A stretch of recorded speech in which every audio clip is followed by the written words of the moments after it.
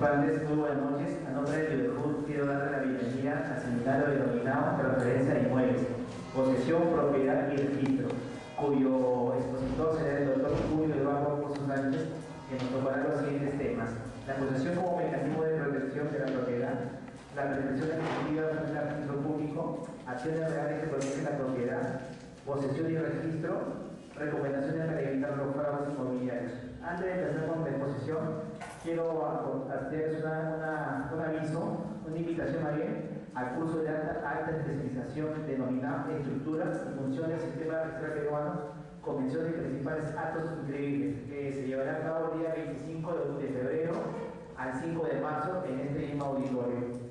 Y invitarlos a la presentación del libro Saneamiento Físico Legal de Inmuebles, cuyo autor es el doctor William Soto Ramos, y por esta vez el libro costará 25 soles. Lo pueden adquirir al finalizar la exposición. Bueno, recibamos un fuerte aplauso al doctor Julio Eduardo Pozo Sánchez.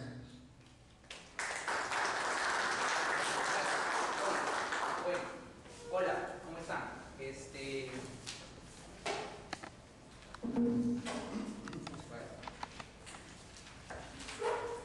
¿Qué tal? Hablar de la transferencia de propiedad inmueble, hoy por hoy,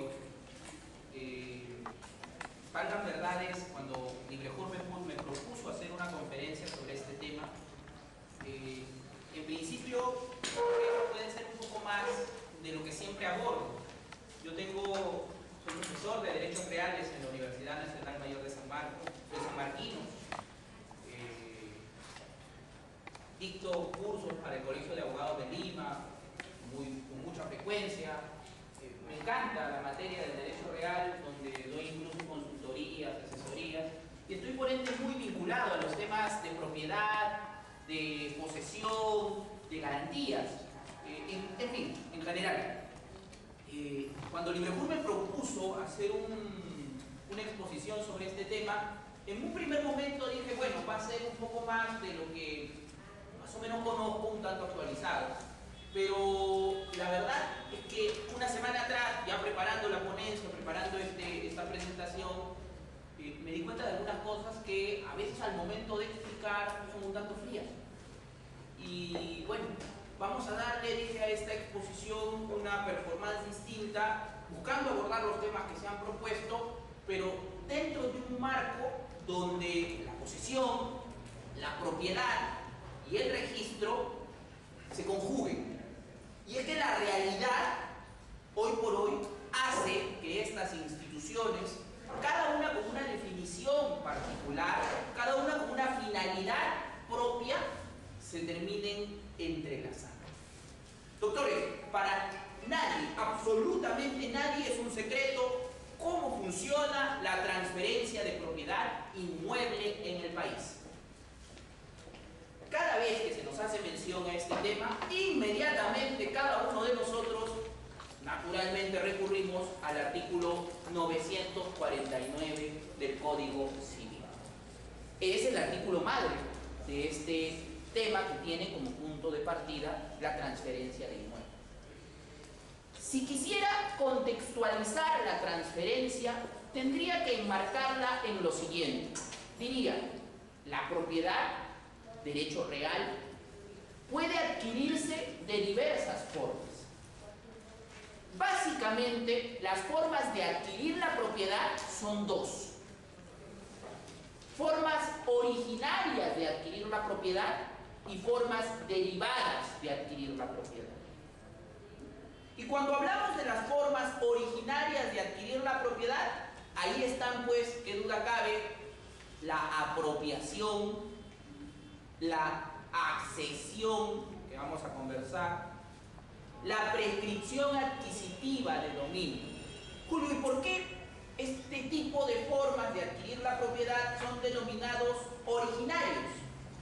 Porque para que tú adquieras la propiedad por apropiación, por accesión o por prescripción adquisitiva de dominio, nadie te transfirió esa propiedad.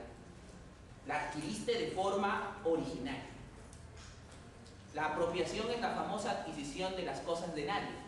¿Alguien te dio la propiedad de las cosas de nadie? por eso es originario. Lo propio ocurre con la accesión y lo propio ocurre con la prescripción. La segunda forma de adquirir la propiedad en el país es lo que se conoce como la forma derivada. Y la forma derivada de adquirir la propiedad en el Perú es de una sola forma, un solo mecanismo: la transferencia de propiedad. La transferencia de propiedad que en el Perú está regulado desde el artículo 947, 948 y 949 del Código Civil. La norma más importante del derecho civil patrimonial aprovecha la clasificación de bienes, muebles e inmuebles para mostrarnos los tipos de transferencia de propiedad, modo derivado de adquirir la propiedad. Una cosa es transferir muebles y otra cosa es transferir inmuebles, totalmente distintos. Las reglas que el legislador ha impuesto para cada uno de este tipo de transferencia es naturalmente opuesto. El seminario de hoy está básicamente apuntado a la transferencia de propiedad de inmuebles. Y lo subrayo, esto sin perjuicio, naturalmente, de que ustedes pudieran tener alguna inquietud sobre este tema. Julio, en resumen, esta primera parte de la exposición, podríamos decir que a razón de tratar un tema de adquisición de la propiedad, hemos ubicado la transferencia de propiedad inmueble. ¿Cómo? Propiedad, modos de adquirir la propiedad, modo originario, modo derivado. Modo originario, apropiación, accesión, prescripción. Modo derivado, transferencia. ¿Por qué derivado? Porque justamente, como existe transferencia, alguien te dio tu propiedad, derivó la propiedad de alguien. No nació de la nada, alguien te la concedió. Derivado de muebles, derivado de inmuebles. Derivado de muebles, 947, 948. Derivado de inmuebles, 949. Ahí vamos a llegar. Este es el contexto de la exposición. Eso en primer término. ¿Qué sistema de transferencia de propiedad inmueble ha adoptado el legislador?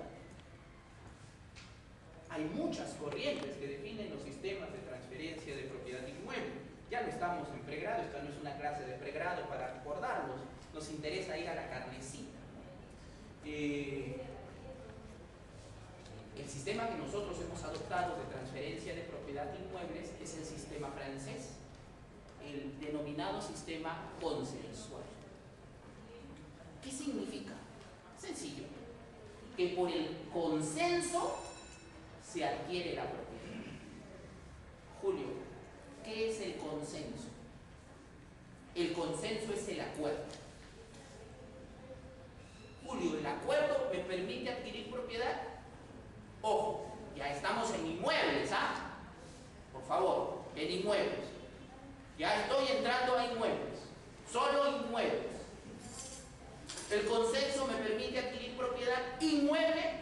Voy a dejar de decir inmueble porque estamos en ese contexto. Sí, correcto. ¿Qué es el consenso? ¿Qué es? ¿De qué trata? ¿Cómo aparece? ¿Cómo se ve? ¿Es rojo? ¿Es azul? ¿Es verde? ¿Cuánto pesa?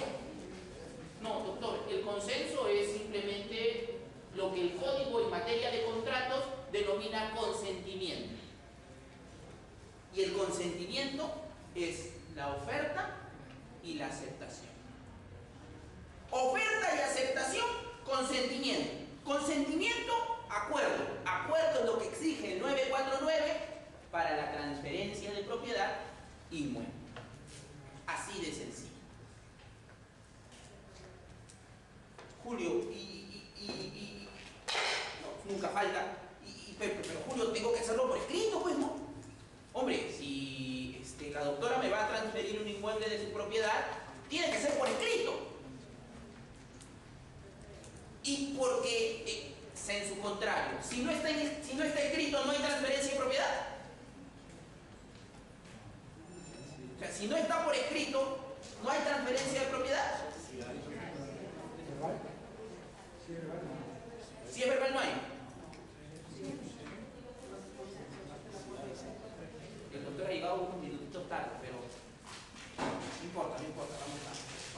en eso de nuevo.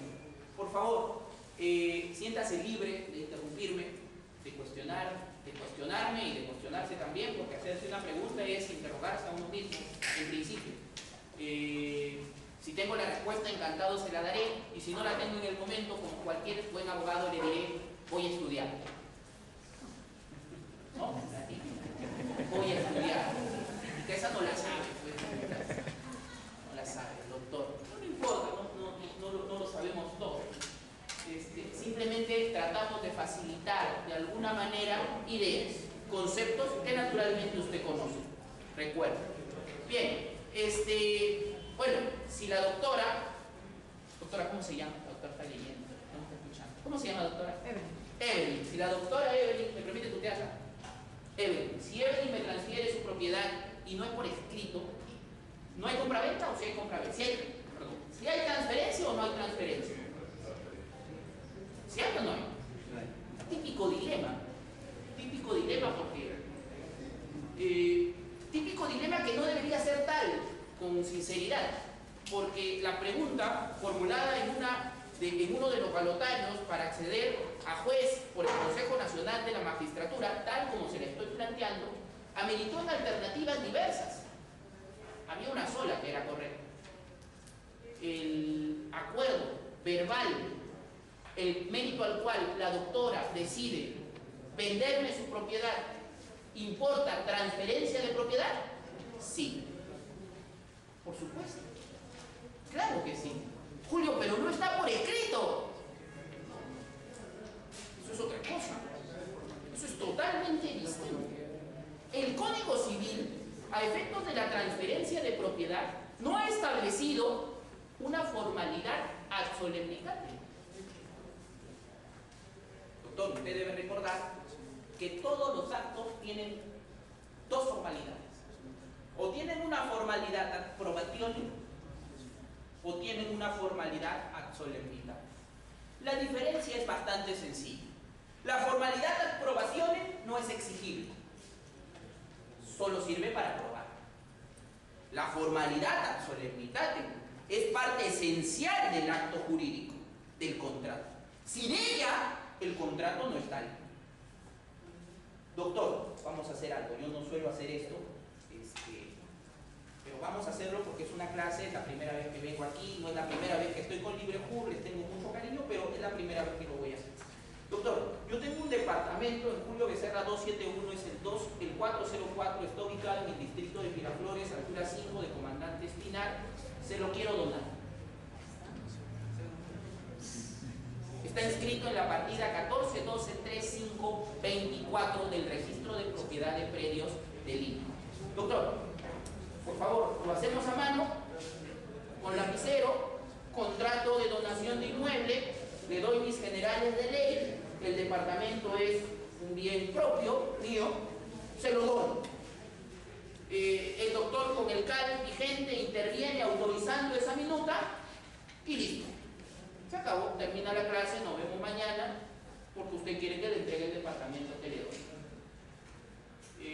Pero para su mayor seguridad, usted quiere que esto sea pues, legalizada la firma, monstruo, legalizamos la firma, perfecto, lo hacemos ante el notario, un buen amigo mío, el doctor Orellana, legalizamos la firma. Ya no lo he ido a visitar al doctor tanto tiempo. Él me enseñó lo que sé de transferencia. Sentir, es una broma.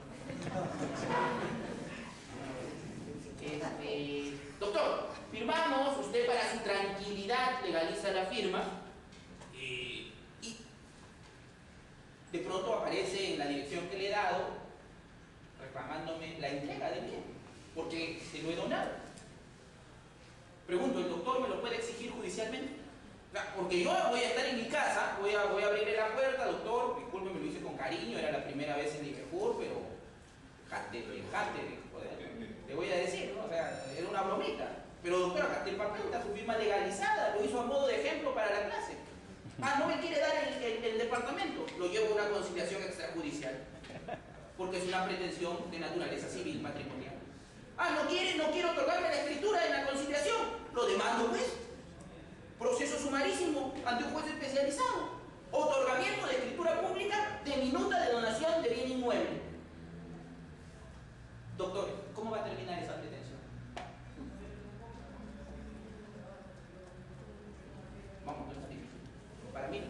¿A qué tú sabes, Julio? Ah, claro, yo sé la respuesta. Por eso no alcanza. Vamos. ¿Fundado o no fundado? ¿Fundado o no fundado? Usted es juez, recibe la demanda, le toca calificarla. ¿Cómo la califica? Usted tiene tres alternativas para calificar una demanda. ¿Admite, inadmisible o improcedente? ¿Qué hace? Julio, la admito pues porque yo quiero que sea fundada. ¿Qué hace? ¿Se ha dado cuenta que el caso es un absurdo, entre comillas, pero permite entender algo que es básico, queridos doctores, y es algo que les trataba de transmitir hace un momento? He abierto un gran paréntesis con el ejemplo. Lo que les he querido decir es, doctores, en el Perú, civilmente, la transferencia de propiedad de un inmueble se hace por el solo acuerdo. El consenso. No requiere, no está investido este acuerdo de una formalidad. No tiene que ser por escrito, no tiene que ser con Arial 12, no tiene ni siquiera que llegar al registro. Tranquilo, sé lo que me quiere decir. Usted está loco, Julio. Tranquilo, estamos empezando. Tenemos para un rato más para ir saltando algunas cosas. Esto es transferencia de propiedad inmueble, posesión, propiedad y registro, parte 1. Doctor, ¿qué me iba a decir? Esa demanda aplicó la procedente. La del ejemplo. Digamos. Claro, doctor, ese es Son procedentes. pues, ¿por qué? ¿Qué pasa, mis queridos doctores? Vamos a compartirlo con todos. ¿Qué pasa? Hay actos que no es el caso de la transferencia de la propiedad inmueble puramente, que requieren o están investidos de una formalidad. No cualquier formalidad, una formalidad ad solemnidad.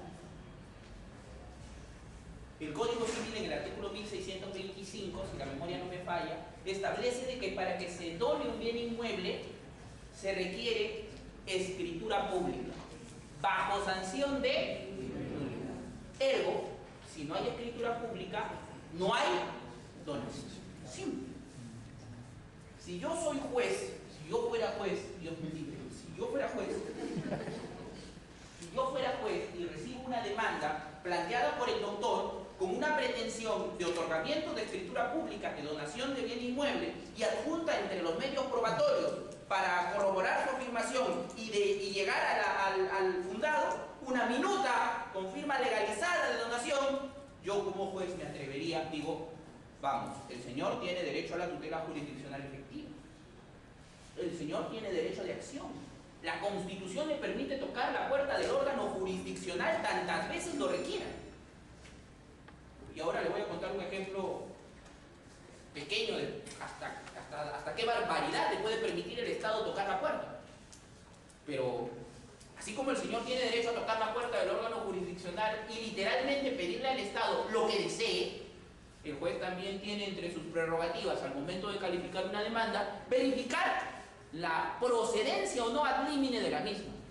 Y naturalmente, señores, por lo menos yo, bajo este contexto, no necesito un proceso completo para darme cuenta que lo único que tiene el señor es una minuta de donación de bien inmueble.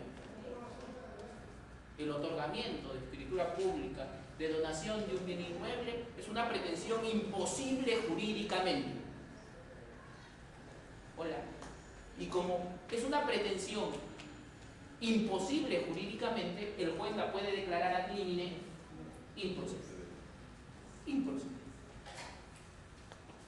Por favor, el día que a usted le toque ver, voy a dejar mi correo hacia el final, una demanda de... Doctor, yo conozco de una demanda de otorgamiento que ya va en segunda instancia. Pásemelo, por favor. Pues increíble que el órgano jurisdiccional gaste mis impuestos en un proceso que nació muerto. Doctor, no le entiendo. Por última vez, para volver al tema. Usted solo puede demandar aquello que tiene. Si usted quiere un otorgamiento de escritura pública de donación inmueble, usted tiene que tener la donación inmueble. ¿La tiene? No. Porque para que haya donación inmueble se requiere escritura pública. No ocurre lo mismo, mis queridos doctores, simplemente para mi tranquilidad, para saber que usted me entendió y disculpe la repetición, como una demanda de otorgamiento de escritura pública de compraventa. No ocurre lo mismo. ¿Por qué? Porque la compraventa no tiene formalidad. Y como no tiene formalidad, yo puedo reclamar la formalidad de la escritura pública.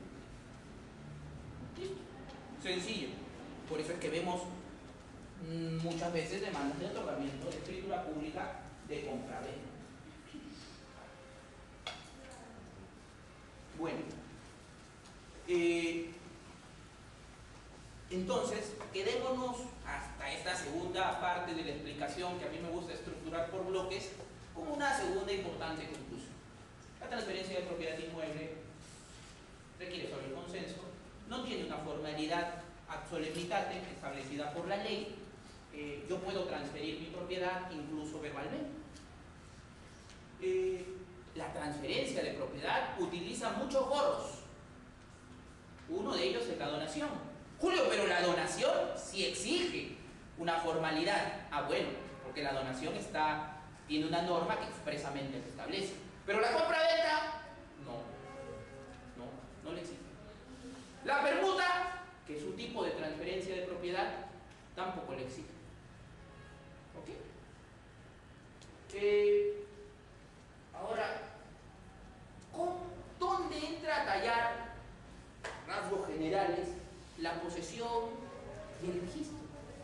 ¿Cómo entran a tallar en este escenario en donde el legislador peruano ha adoptado seguir un esquema de transferencia de propiedad consensual? Diferente, por ejemplo, al esquema de transferencia de propiedad que ha adoptado Alemania, que es el gran ejemplo, el lado opuesto. En Alemania, ¿cómo se transfiere la propiedad de los autores? No sé, Julio, nunca he ido. Bueno.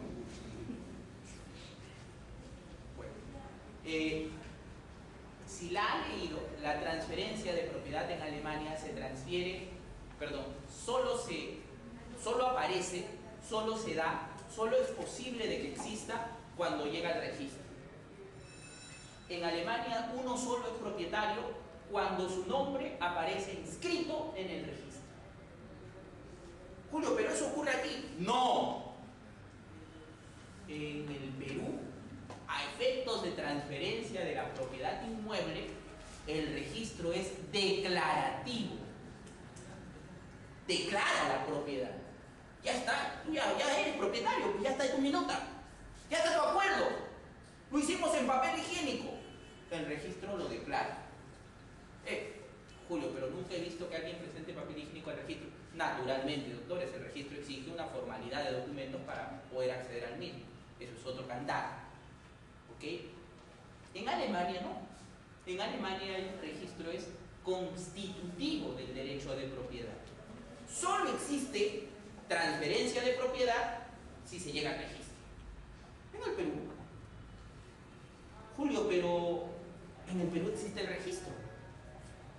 Yo paro en Rebagliati y presento títulos, naturalmente. El registro en el Perú es declarativo. Declarativo. ¿Y a qué se debe que sea declarativo? Bueno, hay muchas razones, ¿no? Política del Estado, la realidad en sí misma, la gran cantidad del suelo peruano todavía no ha sido inmatriculado, no ha llegado al registro.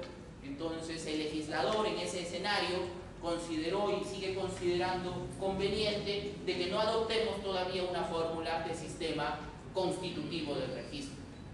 Julio, debo concluir entonces que en Alemania todo el suelo está en el registro, naturalmente. Todo el suelo germano está en el registro, naturalmente. Si no, el sistema constitutivo no funcionaría. Nosotros hemos adoptado un sistema muy particular, uno llamado consensualista, vinculado o copiado del francés, tal, ¿no? Quiere al baño, lo tome medio permiso. Copiado del sistema francés, uno muy particular en donde el registro no es constitutivo. Dígame, doctor. ¿Quiere decir, doctor, que en cuanto avance el catastro se puede llegar a constitutivo? Claro, por supuesto. La única manera. Es la única manera. Es por eso que yo, por ejemplo, soy muy partidario de instituciones cuando funcionaban al 100% como FOPRI, ¿no? COFOPRI tuvo una gran virtud. Tenía la virtud de llegar a un lugar que la gente detestaba. Algunos seguramente hubieron excesos, seguramente hubieron errores, pero tuvo una virtud. Había mucha gente que ya ocupaba determinadas zonas de Lima y que no tenía título de propiedad, contaba con posesión. Ahora, usted tiene que entender algo, y me adelanto en la idea. Yo creo que el tema de transferencia de inmuebles no se debe enseñar por el solo hecho de aprender la institución. Se debe enseñar y se debe conocer a efectos de entender algo más. Dentro de un sistema económico como el nuestro, seamos rojos, amarillos, verdes o pulpines, la propiedad es un bastión sumamente determinante. Su protección es para el Estado una necesidad. ¿Ok? La propiedad, el COFOPRI se crea con una idea de fondo. Teleológicamente, el IEDL de Hernando de Soto dice una simple conclusión. Si usted tiene título de propiedad, si usted está registrado, ¿qué tiene? Acceso al crédito. Si usted está registrado, el sistema financiero va a querer prestarle, va a querer darle dinero, porque usted va a tener con qué responderle. Esa fue su idea. Así nació, así germinó, y así sigue germinando en muchísimos países en vías de desarrollo, o países del tercer mundo, para ser muy claro, más claro. Ya los llamamos en vías de desarrollo, pero somos países del tercer mundo. Bueno, esa es la segunda parte de esta exposición. ¿Cómo se vincula a la... Sí, doctor. Doctor, pero el carácter declarativo de la transferencia de propiedad inmueble también crea ciertos problemas, en el sentido de que una persona puede vender una misma propiedad a varias personas y el que lo inscribe primero es el propietario. Y el resto se queda afectado o estafado, engañado. Mi interrogante, ¿no? No, claro, es válida, doctor. Naturalmente en un sistema donde convive una transferencia de propiedad consensual y un registro declarativo con efectos frente a terceros para brindar seguridad jurídica, de todas maneras va a generar conflictos. En mi opinión particular, doctor, todos los conflictos que yo he tenido a bien leer, escuchar o ver, tienen una respuesta y una solución por parte del ordenamiento. Y de eso va a tratar esta charla. Conflicto que usted se imagine en materia inmobiliaria tiene una respuesta por parte del ordenamiento. Tiene una respuesta. Si hay una doble venta, ¿quién le da la solución? Si hay una doble venta, ¿quién nos da la solución? El 1135, doctor. El 1135 regula la concurrencia de acreedores sobre bienes inmuebles. Si alguien hipoteca un inmueble de propiedad, voy a ponerlo más sencillo. Si alguien hipoteca un inmueble que ha sido previamente vendido, yo le vendo al doctor primero y luego lo hipoteco a favor de la doctora. La hipoteca se inscribe, pero el contrato de propiedad no. El ordenamiento le da una solución. 2022, primer párrafo. La solución. O sea, doctor, si este sujeto vende, si usted le vende al doctor y el doctor no inscribe y llega la doctora y embarga el bien que es del doctor porque usted ya lo vendió, el ordenamiento le da una solución. El 2022, segundo párrafo. Doctor, si usted vende al doctor primero luego vende a la doctora, y el doctor termina transfiriendo a la doctora y la doctora al doctor. El ordenamiento le da una solución. 2014 del Código Civil. Yo particularmente, doctor, creo que aun cuando naturalmente se presenten conflictos como consecuencia de tener un híbrido sistema de transferencia de propiedad inmueble mezclado con un registro de naturaleza declarativa, el propio ordenamiento ha sabido tapar los vacíos. Julio, pero alguien no va a quedar contento, obviamente, pues, porque todo conflicto, ¿qué hay? Un ganador y un perdedor. ¿Y el perdedor aún así tiene cómo accionar? Por supuesto.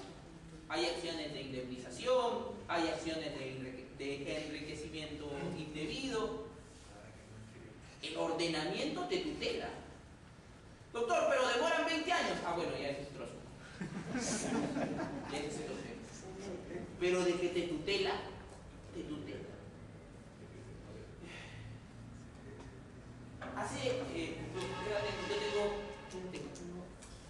Tengo 30 años. Hace 10 años, tengo 30 años, no sabía eso. Hace 10 años practicaba en el estudio de mi padre. De hecho, ese paso me despidió. Y eso no fue lo peor, sino que no me pagó mi liquidación como pulpín. Esa época era pulpín también. Claro, él, cuando conversamos sobre esto en la cena navideña, que es donde normalmente tomamos de más y nos enfrascamos en la discusión, me dice: hay que ponerle vibrador. Puede contestar, ¿eh? Esto no es el... Pongámosle vibrador. Incluso acá yo lo pongo vibrador porque mi señora me llama, lo voy a hacer un ratito, salgo afuera y regreso. Cuando conversamos en la cena navideña, él siempre me dice: hijo, en tu época no había ley de modalidad formativa. Y tiene razón. Sí, tiene razón. No había ley de modalidad formativa en mi época. Por eso me pagaba los 100 soles mensuales que me pagó hasta que me despidió.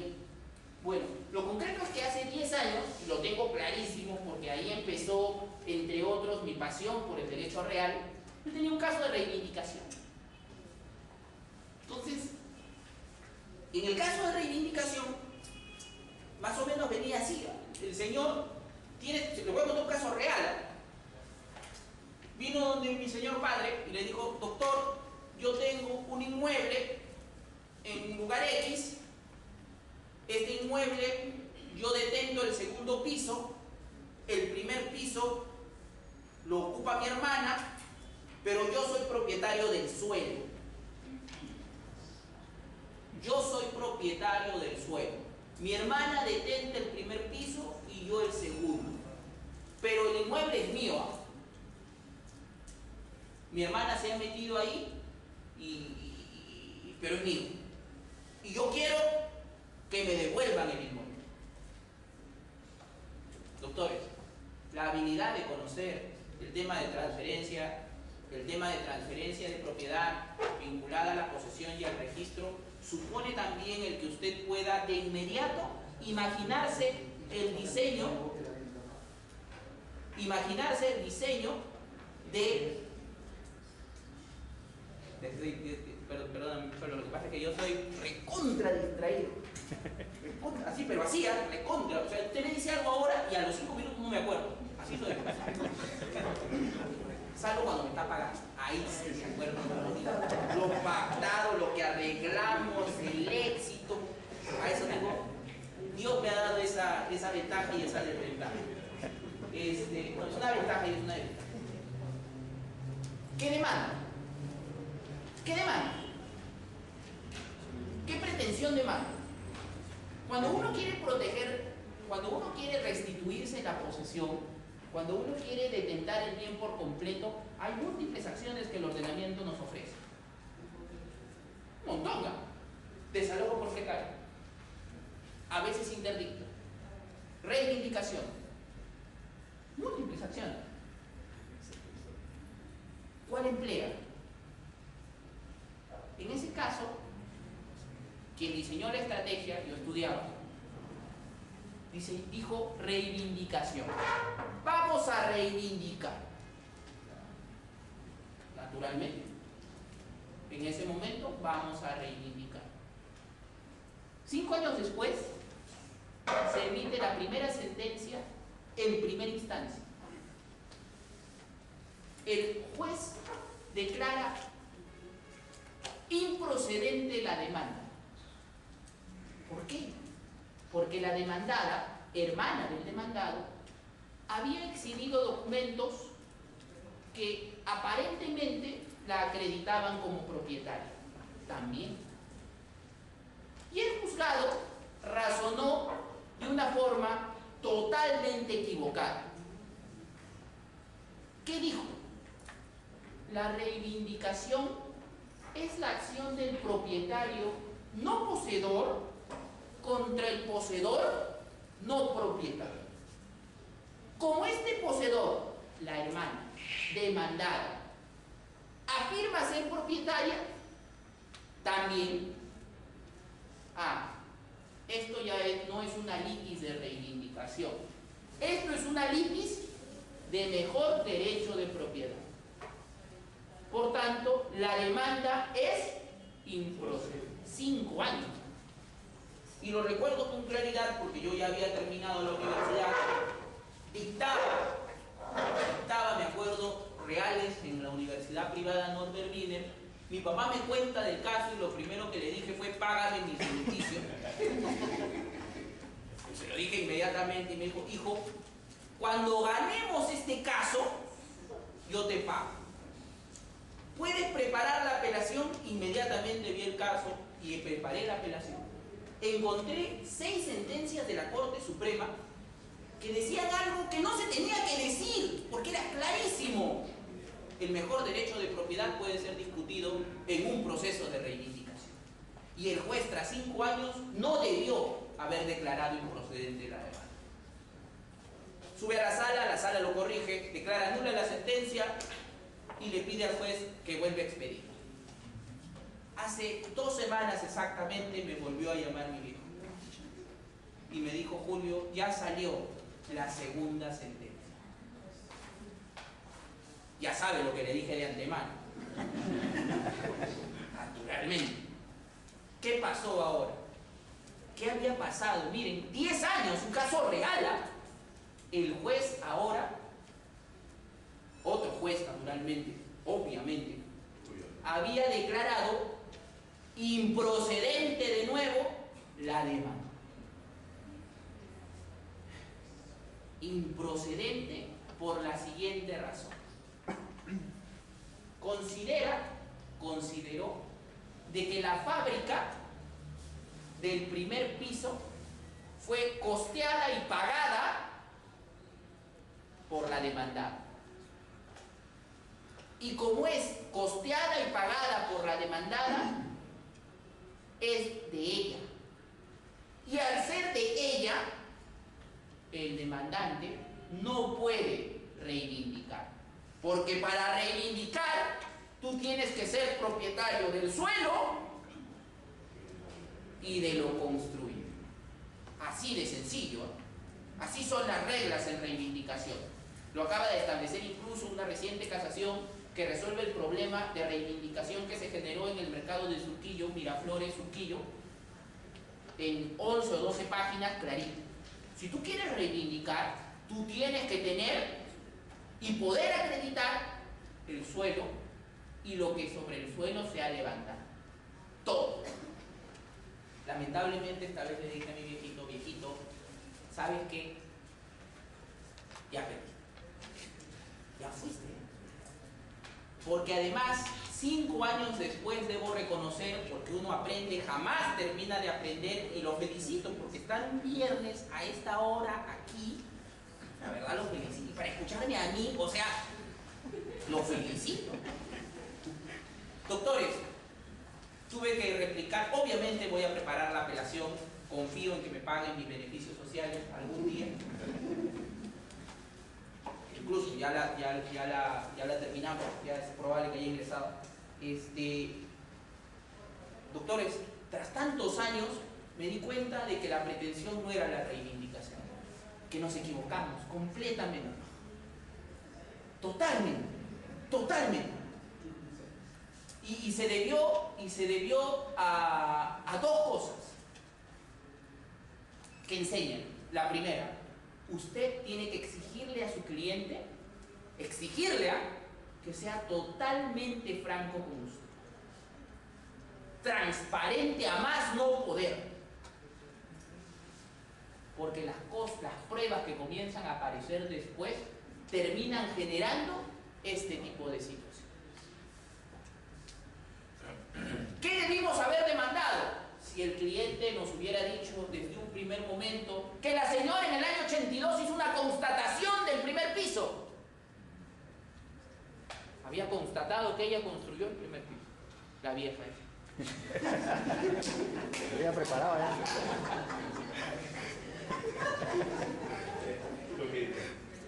Si nuestro cliente nos lo hubiera dicho, la acción, por lo menos yo, si hubiera sido el abogado a cargo, responsable de plantear la pretensión, siempre me preguntan al final del curso, doctor, tengo este caso, ¿me lo puede llevar? No, yo no llevo proceso, demoran mucho, me aburro, pero sí diseño estrategias. Usted me cuenta su caso y se me ocurren infinidad de estrategias para que usted como abogado las pueda ejecutar. Doctor, pero ¿por qué me cobra como si llevara el juicio? Bueno. Eso es otro tema. Debimos haber demandado para cerrar accesión. Una pretensión que muy pocos conocen, pero que no imaginan la complejidad que encierra y todo lo que puede ayudarle a su patrocinado o al patrocinado en este caso concreto. ¿Por qué, Julio? ¿En qué cambia la accesión? La accesión cambia de todo. Permite decir que yo soy propietario del suelo y reconocer de que la fábrica, como fue en la realidad, no era de ellos. Y hubiéramos peleado por la buena o mala fe al momento de levantarla en un terreno mío. La accesión es una pretensión compleja, distinta, poco usada, se confunde a veces, Te cuento otro caso. De ahorita un cliente me llamó y me dijo, doctor, necesito una opinión, me ha pasado esto. Es una municipalidad que tiene un terreno y el terreno está ocupado. El terreno, se lo cuento más sencillo, el terreno era de la doctora me lo vende, yo soy la municipalidad, pero también se lo vende el doctor, que en este distrito es conocido como Orellanita, así lo conocen en este distrito, ¿no? Y Orellanita se lo vende a la doctora. El inmueble, ¿me siguió?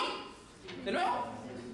En el año 70 y pico me transfiere la propiedad, yo inscribo, propietario inscrito. Luego se lo transfiere al doctor. Tiene escritura pública, Orellanita, y toma posesión. Luego el doctor lo transfiere a la doctora y la doctora toma posesión. El inmueble tiene una fábrica en este momento. Una fábrica es una edificación, no es una industria, es una edificación. ¿Ok? ¿Qué demanda? Y yo, que quiero restituirme del lote, sé de esto. Sé cómo llegó la doctora a poseer. Sé toda esta historia. La sé. ¿Qué demanda? Ya sabía. Nulidad. Nulidad, doctor, nulidad. Nulidad de este acto, nulidad de este otro acto. Yo no demandaría nulidad. Jamás. No, ¿para qué voy a demandar nulidad? Si yo sé que la doctora puede hacer valer un artículo que se llama 2014 y voy a pelear 10 años contra un artículo que hoy por hoy, nos guste o no nos guste, protege a los terceros. No protege las falsedades, ¿sabes? Porque si hay falsedades por medio, eso es delito y todo se cae. Protege supuestos como este, de terceros. asumiendo que la doctora es un tercero.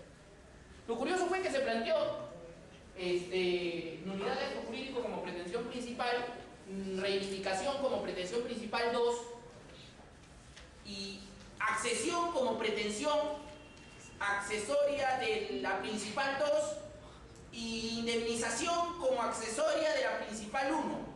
Y el juez en primera instancia, naturalmente, ha declarado improcedente la demanda por indebida acumulación de protección. Yo, en la reunión que tuvimos en el consejo, le dije a los abogados, había un estudio fuerte a cargo patrocinando el tema, le dije no, yo no hubiese, con todo esto que usted me ha contado, yo no hubiese demandado toda esta pretensión. Yo solo hubiese demandado acceso. Julio, pero, hombre, tranquilo, la accesión es una acción por la que yo soy propietario del suelo. ¿Soy propietario del suelo? Sí, ahí está la inscripción. Julio, pero la fábrica la han construido ellos. La accesión me permite a mí adquirir lo construido por un tercero en mi terreno. Así es la accesión. Demostrando si tiene buena o mala fe. Lo que yo tengo que hacer en ese proceso es determinar que él es un orellanita. Quitarle la buena fe a la doctora. Con eso, la fábrica viene de gratis, adherida al suelo que es de mi propiedad. Eso es la accesión. Los bienes que se adquieren por adherirse a otro bien. Julio, pero espera, aguanta. Pero te van a sacar un contrato, te van a decir que son propietarios. Y el juez va a declarar improcedente la demanda. Imposible. Porque la accesión se sigue en la vía del conocimiento. Y el conocimiento es el proceso más lato. Y la accesión supone además, porque debe entenderse así, que se puede discutir desde mejor derecho hasta cualquier otro tipo de conflicto. Y ahí llegar a una solución. Yo hubiese demandado accesión. Soy partidario en muchos supuestos en donde se generan nulidades, reivindicación de accesión. Pero sí, valgan verdades, es un supuesto poco explorado a nivel de juicios. Muy pocas accesiones he tenido la oportunidad de ver en Corte Suprema, a nivel de Corte Suprema. ¿Me está siguiendo o lo estoy perdiendo? ¿Me está siguiendo? ¿Quieren que sigamos con casos? Sí, doctor. Sí, de eso se trata. Sí, ¿no? Ahí Doctor, sí. sobre el tema, doctor. Sí. Le permito una pregunta. Porque las consultas... Pero una pregunta sí se la permito. Gracias, doctor. Vengo del Callao. De esas horas. Yo era trabajador ambulante. En 1995 el doctor Curi nos desaloja de una calle del Mercado Central Callao. Una calle aledaña al mercado. Y entre 30 personas hemos formado una asociación que se llama El Porvenir, Trabajadores Porvenir. Y hemos comprado entre los 30, ya la asociación compra un inmueble de 150 metros cuadrados. Qué bueno. Actualmente consta de 3 tienditas y en cada tienda trabajamos 10 asociados. Está bien. Y resulta que uno de los asociados, en el año 2006, llega a vender el stand, digamos, ¿no? Que en un stand que estaba ocupando, llega a vender a otra persona. Dirigiéndose al presidente diciendo que quiero vender mi acción, dice. Sus acciones y derechos. Acciones y derechos. Y el comprador manda al presidente de ese momento, de esa fecha, diciendo que he comprado la totalidad de sus derechos y acciones que como asociado le correspondía a tal señor. O sea, se convierte en copropietario. ¿Está bien? Y ese copropietario, el comprador, es una persona pero que no respeta los reglamentos que tenemos en la asociación y nos crea muchos problemas. Y ahora yo he asumido la directiva de esa institución. Te voy a recomendar un abogado.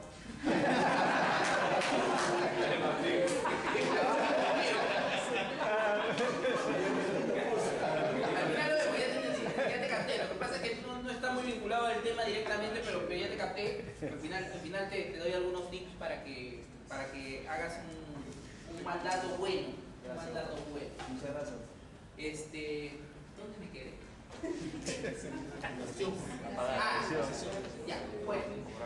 Bueno, entonces, ¿dónde entra a tallar ¿dónde entra allá este tema de la propiedad, de la posesión y del registro?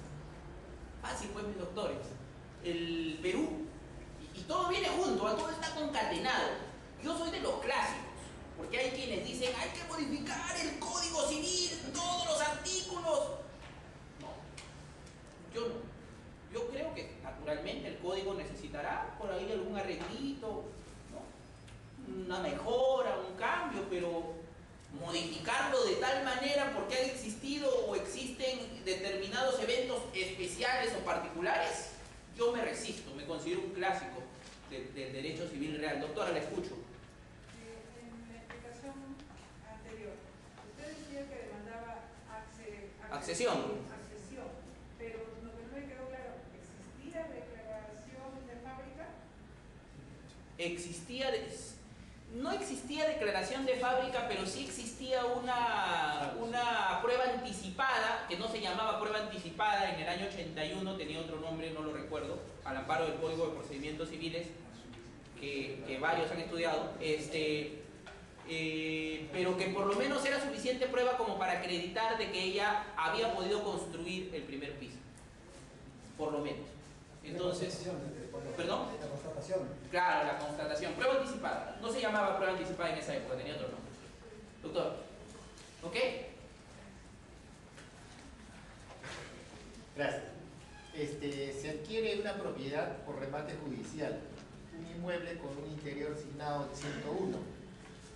Como un remate judicial a veces se va y se toma por posesión por la fuerza, ¿no? Que es lo que ha sucedido. El remate lo permite. El remate lo permite, claro. Pero como había conflicto con los vecinos, se manda a hacer un plano donde está distribuido las áreas comunes y todo, porque la gente se... Entonces, al hacer ese plano, nos damos con la sorpresa que el inmueble entregado por el juzgado no era el 101, físicamente era el 101, sino era el 105. En el momento que se hace la fábrica, que fue el 77, no habían planos, solamente se escribía a mano, ¿no? ¿Y el juez ha mandado que se entregue un inmueble que no esté identificado? No, el juez ordenó in situ que vaya el especialista. Naturalmente, tiene que hacer una inspección. Entonces han preguntado a los vecinos cuál es el 101. Le dijeron, ese es el 101, que está tapeado. Es más, mandó a romper la puerta. ¿No? Entonces también ha mandado, la policía ha ido, ¿cuál es el 101? Pero ese es el 101. Para hacer la parte, ese es el 101. Para todo el mundo. ¿Para quién no es el 101? Para el registro. No, registralmente nos mandé a un ingeniero que haga el plano, ¿no? Entonces, tú eres el 101, dime. Ese es el 101. No. Lo que pasa es que la municipalidad cambia, dice, la numeración ya no va a ser de izquierda a derecha, sino de derecha a izquierda. Entonces todos viven con ese problema registral. Por ejemplo, el del 2 le corresponde el 4, pero vive de esa forma. Entonces, ¿cuál es la solución ahí, doctor? Doctor, las publicaciones se hicieron en el inmueble rematado. Está en la foto. lo que voy a tener que hacer es estudiar su caso. No, ya fuera de bromas. Podría haber un vicio de nulidad ahí en el remate. Podría haber un vicio de nulidad. Que no, yo me inclinaría incluso por un amparo.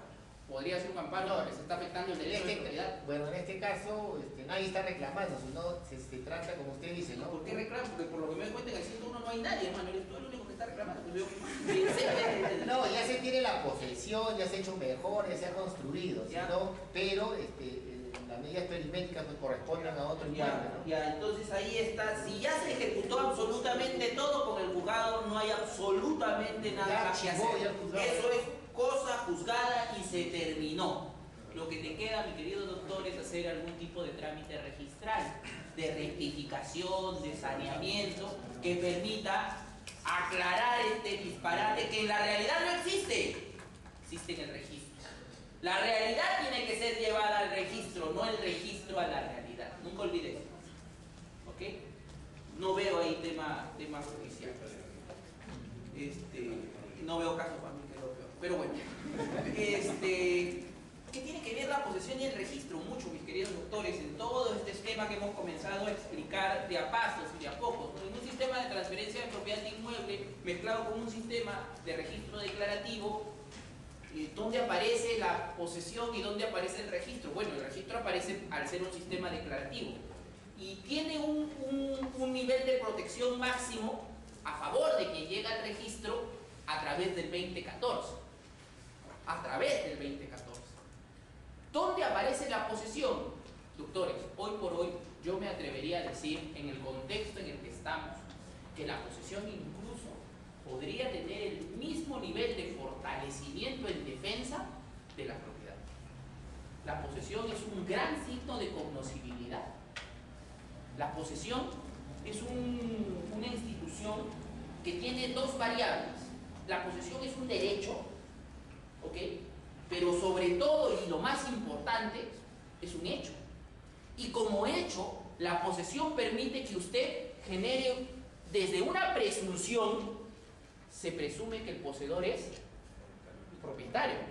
Así, desde una presunción hasta un mecanismo de defensa final y de última ratio que vence incluso a las acciones reivindicatorias del propietario. ¿Cuál es? La prescripción adquisitiva de dominio. O sea, la posesión, doctores, el poder detentar un bien y tener a lo largo de un determinado tiempo mecanismos, fórmulas, instrumentos para poder acreditarlo, es un signo de oponibilidad muy fuerte. Aún teniendo un Perú, doctor, disculpe que lo interrumpa. Aún.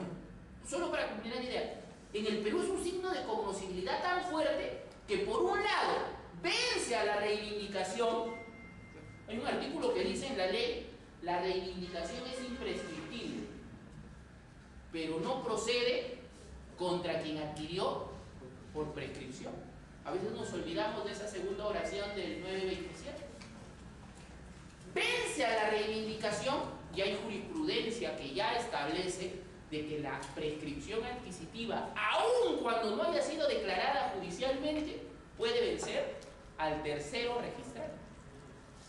Lo que se conoce como la prescripción contra tábulas. O sea, pero Julio, es la prescripción, pero la prescripción ¿qué encierra? Posesión. Entonces, nuestro sistema de transferencia de propiedad, que en teoría es por el solo consenso, porque así lo es, y así lo establece la norma, llega al registro para simplemente ser meramente declarado, generar seguridad jurídica y una suerte de oponibilidad frente a terceros, pero ahí no se agota el sistema de transferencia de propiedad. La posesión, usted puede adquirir, yo le puedo comprar al doctor el bien, el doctor puede estar inscrito en el registro, me vende el inmueble, llego al registro, pero ¿qué tal que la doctora lo detente desde hace 15 años? ¿Qué tal que la doctora lo detente hace 15 años? Una pregunta. Solo, doctor, disculpe. Ya, disculpe, doctor. En el caso de la prescripción, salvo tuviera un dueño, una entidad que el Estado se lo dona, o más de 100 años atrás, vayamos hablando de, digamos nombre, San Marcos. San Marcos procede de propiedades que se recién lo ha titulado ahora último. Tiene personas, inquilinos en diferentes zonas de Lima con más de 60 años que tienen la propiedad adquisitiva ya y pagan sus autovalúos, sus registros por más de 12 años. Usted me dijo algo que cambia un poco la variable en el ejemplo. San Marcos acaba de llegar al registro respecto de una propiedad que se sabe es de él, de San Marcos, pero que a su vez es detentada desde hace más de 60 años por personas. Una preguntita en su caso: esas personas que lo detentan, ¿bajo qué título lo hacen? No le han hecho nada. Simplemente son posesionarios. Lo que pasa es que usted mencionó que ellos alquilaban. Se les dio a unos primeros inquilinos por alquiler en San Marcos, que personas que no existen ya en la actualidad. Todas las personas que en la actualidad están son posesionarios por más de 50 años, que lo muestran con documentación. Doctores, hay un hecho que es claro, ¿no?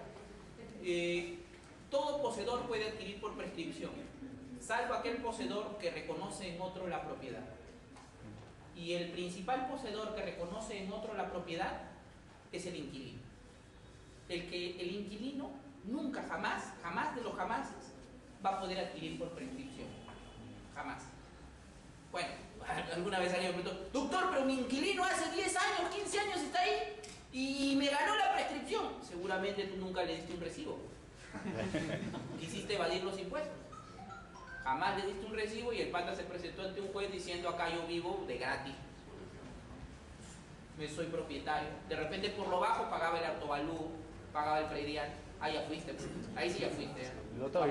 Y olvidándolo el ser pero en el caso que tú me estás comentando, puramente como me lo estás tratando, sí, esta gente tendría como oponerse frente a una eventual acción de recuperación del bien por parte de San Marcos. ¿Sabes qué acción ha hecho San Marcos? ¿Tienes conocimiento? No tengo conocimiento. Si tú fueras San Marcos, ¿qué acción harías? Para eso he venido, Julio.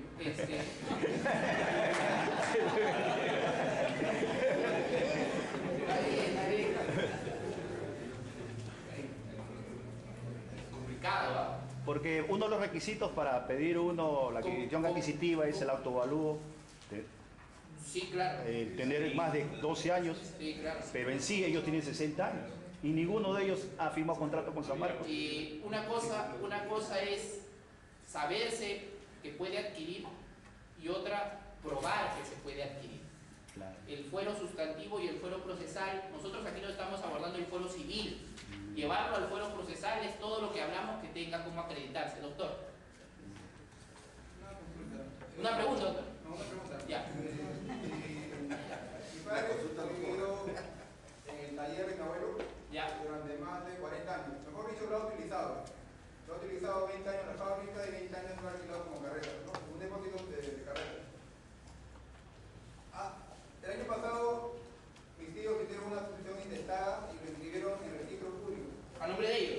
A nombre de ellos. ¿Cuándo falleció el abuelo? En el 67. En el 67. Ajá. ¿Y quiénes detentaban el bien inmueble en su totalidad? Todos los hermanos. En el 76 hicieron la sucesión intestada, en la cual no incluyeron a mi padre. Ya.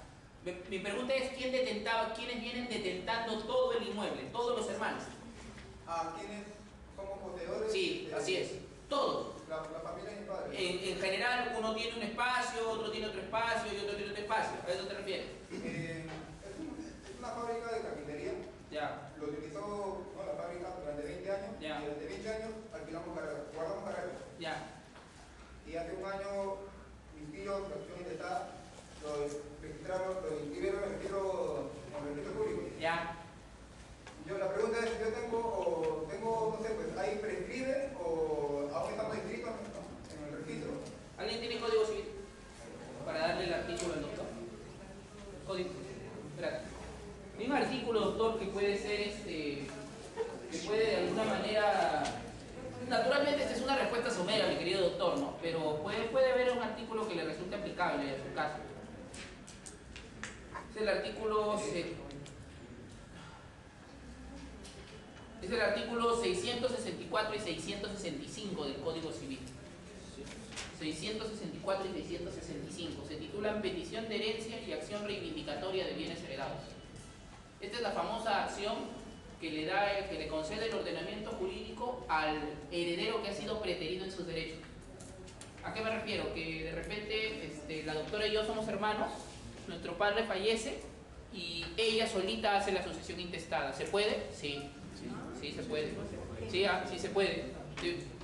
Julio, es un delito. No sé si califica como delito, porque para que califique como delito hay que estudiar el tipo, la antijuricidad y todo lo que Jacobs y Roxin dicen. Pero lo que sí se puede. Y lo he visto un montón de veces. Y se inscribe la doctora sola y a mí me deja de lado. Me deja totalmente de lado. ¿Y cuál es la acción que yo como heredero que he sido preterido en mis derechos puedo hacer? Justamente la petición de herencia. Pero si además la doctora detente el bien inmueble que es objeto de la sucesión y yo puedo pedir que me reivindique el inmueble con la acción reivindicatoria, ¿ok? Del 665. Sí, doctor. Doctor, disculpe, un caso, justamente con petición de herencia. Hay un inmueble que se ha pedido petición de herencia, en el cual dos hijos han sido sacados de la situación intestada. Y cuando se ha demandado la petición de herencia, la otra parte lo ha transformado en reivindicación personal. A decir que ella ha construido los 2 pisos, la fábrica. Y por tanto, exacto. Y por tanto, ella dice que no, ella le pertenece tanto como el abuelo, el padre no ha registrado tampoco la propiedad. Entonces ella dice que le pertenece todo, tanto la fábrica como el suelo, ¿no? Ya que ella lo ha construido hace 60 años, así por el estilo. En este caso ya terminó la sentencia. La jueza ha dicho que los hijos sí son herederos del lote de terreno, más no la fábrica, y que se vayan a una demanda de mejor derecho de propiedad. No, yo no me iría a mejor derecho, yo me iría a accesión. ¿La jueza ha dicho que se vayan a accesión? No, ha dicho mejor derecho de ¿Así ha dicho la jueza? Así ha dicho la jueza. Es muy raro, normalmente es raro de que un magistrado al momento de sentenciar te dirija con una acción. Un poco común, ¿no? Bien raro. Vamos al caso, ha sido bien raro. Influencia, digamos. Sí, te digo bien, muy raro. Bueno, este es el contexto, ¿no? Este es el contexto para hablar de transferencia de propiedad inmueble y para hablar de la transferencia de propiedad inmueble vinculada a la posesión y vinculada al registro. Yo me voy a permitir conversar con ustedes un poquito de cada uno de estos temas, ya puntualmente, y a razón de cada uno de ellos, hacer ejemplos de casos reales que he visto. ¿Cómo se protege la posesión, doctores? ¿Cómo se protege la posesión? Hay 2 formas de proteger la posesión. La posesión se protege en estricto a través del desalojo, en estricto, pero también se protege a través de los interdictos. Estamos hablando de acciones judiciales, ¿ok? Desalojos e interdictos. ¿Son la única forma de proteger la posesión? ¿Son la única manera? No. Recientemente, y seguramente has escuchado hablar de ello, el artículo 920 se ha modificado del Código Civil. El artículo 920 es aquel que establece lo que se conoce como la defensa extrajudicial de la posesión. Y es que si tuviéramos que establecer bajo qué mecanismos uno protege la posesión, uno no solo puede decir que ésta se protege a través del desalojo o el interdicto, sino también se protege a través de la defensa extrajudicial de la posesión. A ver, comencemos a hablar de algunos supuestos. El 920 es particularmente especial.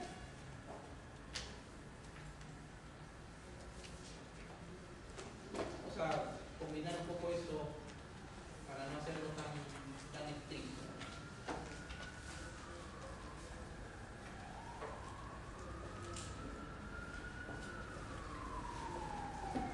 Esto era lo que decía el 920 anterior. El poseedor puede repeler la fuerza que se emplee contra él y recobrar el bien sin intervalo de tiempo si fuera desposeído. Pero en ambos casos debe obtenerse de las vías de hecho no justificadas por las circunstancias. Doctor, usted como yo sabe de que en el Perú está prohibido la defensa, los mecanismos de autotutela. Uno no puede hacer justicia con su propia mano, está totalmente prohibido. Salvo que la norma en determinados supuestos lo habilite. Legítima defensa, huelga, defensa extrajudicial de la posesión. Este artículo era un artículo que se publicó con el Código Civil de 1984 y estableció una regla muy simple. Si tú detentas el bien y alguien trata de despojarte del bien, yo estoy mirando la Champions,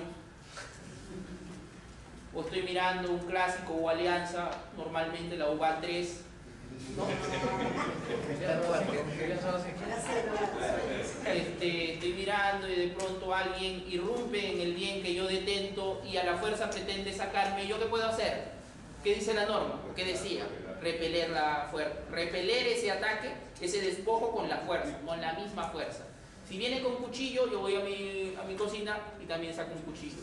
Si viene con arma, caballero nomás, me voy a tener que ir. Pero en fin, puedo repelerlo con la fuerza. Julio, ¿y por qué? Bueno, esto es tan importante porque esto ya cambió, ya no es así. Ya no es tan así. Ahora es mucho más abierto. El artículo 920 anterior, derogado, solo permitía hacer ejercicio de la defensa de la posesión cuando uno estaba en el bien y del bien era despojado. Solo ahí funcionaba. La norma dice ahora, el poseedor puede repeler la fuerza que se emplee contra él o el bien y recobrarlo, si fuera desposeído. Ya cambió. Yo no necesito estar en el bien para hacer defensa extrajudicial. Mire la redacción. El poseedor puede repeler la fuerza que se emplee contra él o el bien.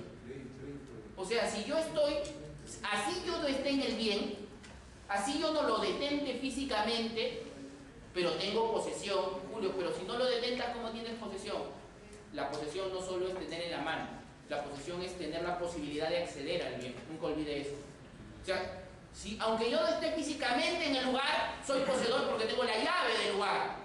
Soy poseedor. ¿Me sigue? Naturalmente. Entonces la norma dice, aunque tú no estés en el bien, si alguien te despoja del mismo, tú puedes hacer ejercicio de la defensa extrajudicial. Como alguna vez alguien me dijo, Julio, imagínate que yo vivo en Lima, tengo casa de playa en Asia, ¿no? Y de pronto en invierno me llaman, porque yo no detento la casa de Asia en invierno, no la ocupo físicamente, soy el poseedor, pero no la ocupo, alguien irrumpe en la casa. Si no existiera esta modificación, mis queridos doctores, yo no podría ir a la casa y votar a ese tipo de defensa extrajudicial. No podría. Julio, ¿hoy puedes? Sí. Hoy se puede. Hoy tú no detentas un bien, te enteras, tomas conocimiento de que alguien lo ocupa, se ha metido, está en tu posesión, tú puedes recuperar. Vas. En cualquier momento, no. La acción se realiza dentro de los 15 días siguientes. ¿Ha ocurrido los hechos? No. Ojo a que tome conocimiento. Puede ser que la persona entró a detentar el bien en mayo y yo recién me ocupo de mi casa de playa porque la voy a remodelar, a limpiar para la temporada en septiembre. En septiembre. En septiembre. Yo voy en septiembre. Solo para terminar. Y si me entero en septiembre, Julio, pero está desde mayo. Sí, pues cholo, pero la norma dice desde que tomes conocimiento, 15 días. Y yo puedo decir que tomé conocimiento hoy, ¿o no? ¿Y puedo hacer defensa extrajudicial? Sí. ¿De acuerdo a la norma? Sí. ¿Antes estaba permitido eso? No. Si el doctor se metía a la casa de Asia, yo ya no podía hacer ejercicio de la defensa extrajudicial porque a mí no me había despojado, no me había sacado. Se había metido. Sí, pero Julio, sí se ha quitado la posesión, sí, pero no me permitía el 920 anterior hacerlo. Doctor, ¿qué me iba a decir? Ese caso parecido a la que sucedió en Chacaría de una señora que viajó a Estados Unidos, no sé si recuerdas, salió en el periódico, se fue 3 meses a Estados Unidos y su terreno de 2000 metros, creo, construido y todo, entró una constructora, creo que allegada a Orellana, y se ha posesionado, comenzaba a destruir eso. Yo tenía miedo de aparecer en la libretita esa que apareció en la oficina. Pero mire eso, mire lo particular que es la realidad, ¿no? La señora se va del inmueble, se va de viaje, probablemente no lo detentaba, ¿ok? No lo detentaba, se va de viaje y cuando regresa a Lima se encuentra con que el inmueble ya está detentado por otra persona. Y no solo detentado, sino que en el lote de su propiedad, según usted lo relata, ha construido una fábrica. No ha construido, ha destruido. ¿Ha demolido? Sí. Ha demolido.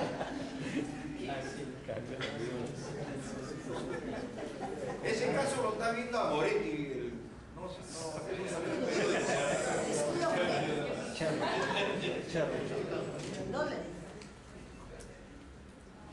puede hacer ejercicio de la defensa extrajudicial de la posesión. Claro, Pueden hacer ejercicio. ahorita ya pasó. Pero ya pasó la posesión. 2 o 3 meses y no ha hecho. La defensa extrajudicial de la posesión, doctores, y por eso me he permitido empezar por ahí, porque es una institución. Se acaba de plantear una acción de inconstitucionalidad contra esta ley, contra esta modificación, para empezar. ¿Por qué? Porque como se le considera a la defensa extrajudicial de la posesión una acción de tutela, de autotutela, entonces tiene que estar reglada, limitada. Y la verdad que esta defensa extrajudicial de la posesión es demasiado abierta. Esa es la verdad. O sea, yo puedo recuperar la posesión hasta dentro de los 15 días que tome conocimiento y aunque no haya estado me despojaron. Wow.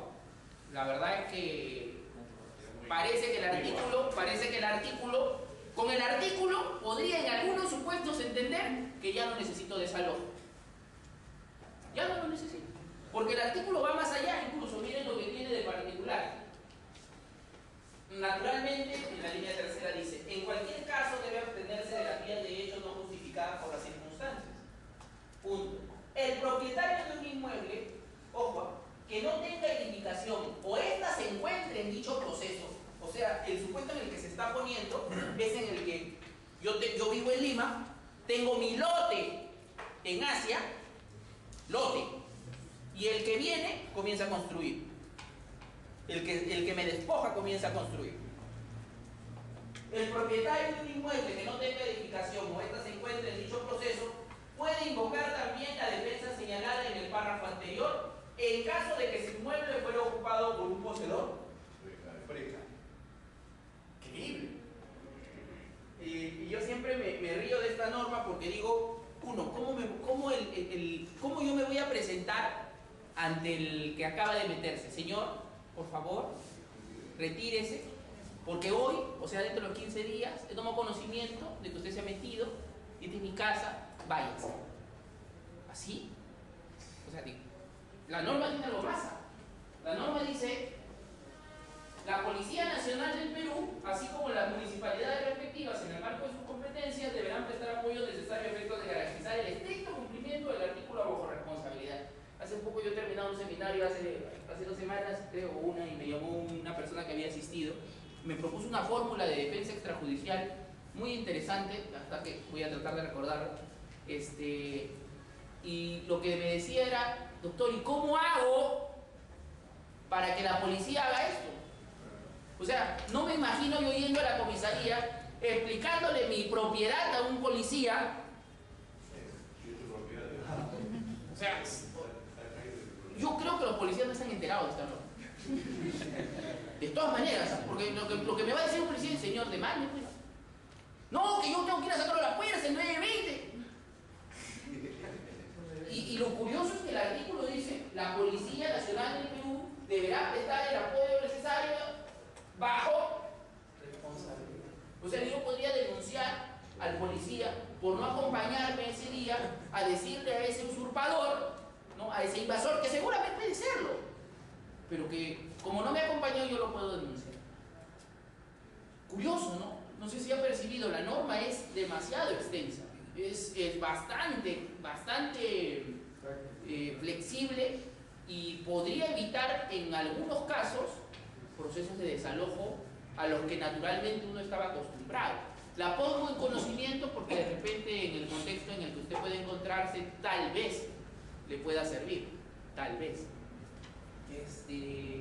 Hay algo importante que no quiero dejar de pasar desapercibido, porque este artículo curiosamente mezcla de alguna manera cualquier tipo de pretensión que se nos pueda ocurrir sobre un hecho concreto. ¿Qué pasa cuando alguien se mete al inmueble y comienza a construir? O sea, yo le hago esa pregunta así de simple. ¿Qué pasa cuando alguien se mete al inmueble y comienza a construir? ¿Qué acciones tengo yo como propietario para sacar? ¿Qué acciones tengo yo como propietario para restituirme la posesión? ¿Qué acciones tengo yo? Para un mismo supuesto, usted puede tener múltiples acciones.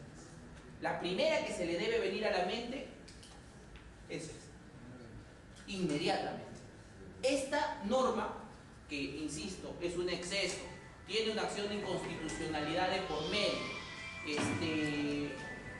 Es una norma que ahorita está dejando un campo abierto para que el propietario que se ve afectado porque ha sido despojado pueda recuperar su posesión a través de una defensa extrajudicial, alegando que acaba de tomar conocimiento y yendo a la comisaría para exigirle al policía que lo acompañe. ¿Y hay jurisprudencia frente a esa? No, todavía no. Es nuevo.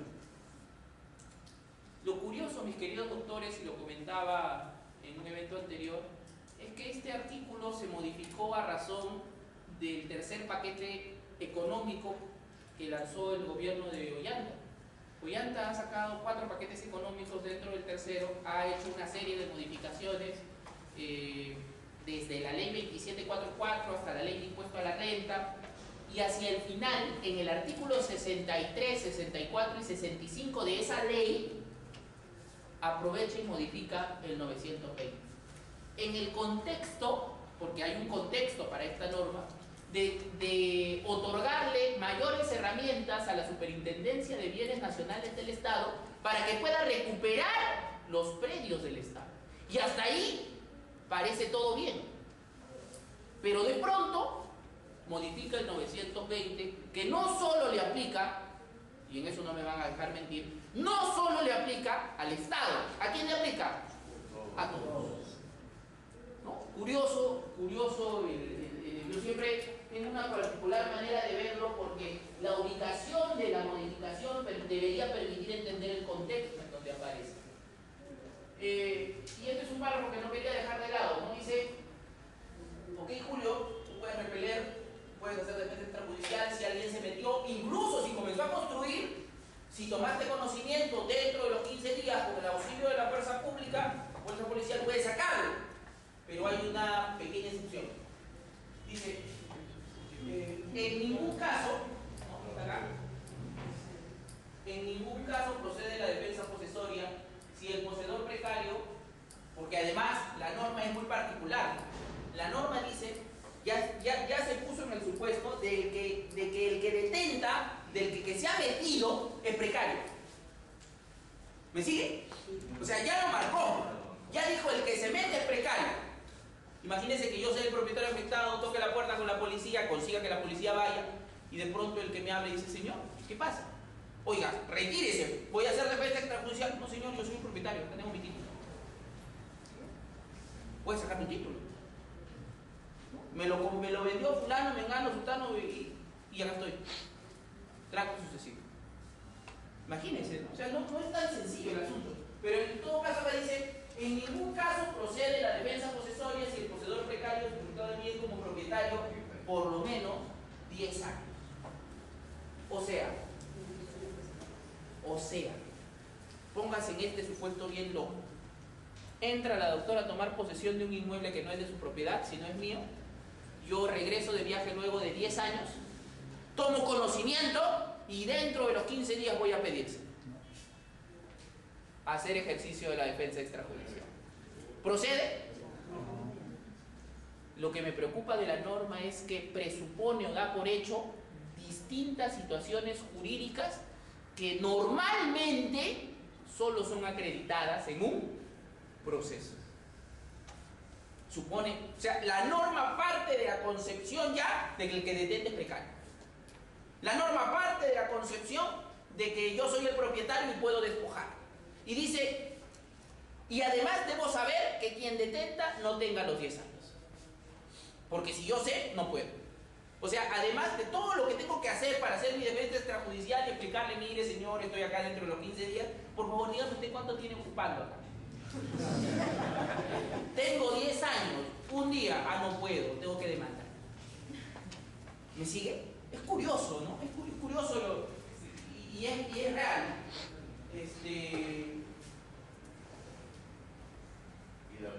Es muy particular el caso. Sí, todavía no he visto jurisprudencia del tema, valga verdad. No he tenido la oportunidad de toparme con casos así.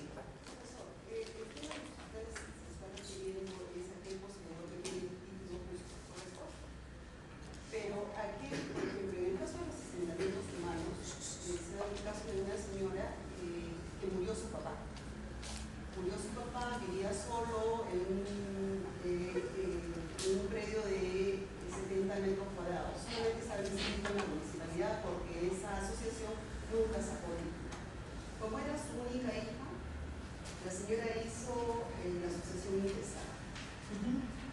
se fue a poseer el inmueble, pero resulta que como ella tiene otra casa en otro lado, estaba 2 días acá y el resto de los días lo pasó en su casa.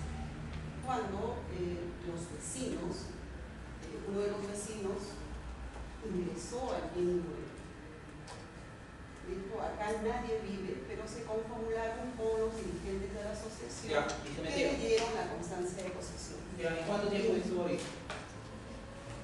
Ya, o sea, ella recurrió a la municipalidad reclamando por qué le habían dado la constancia de posesión, si ese bien inmueble tenía... Pero la constancia de posesión no es un documento en principio que dice cuántos años tiene detentando.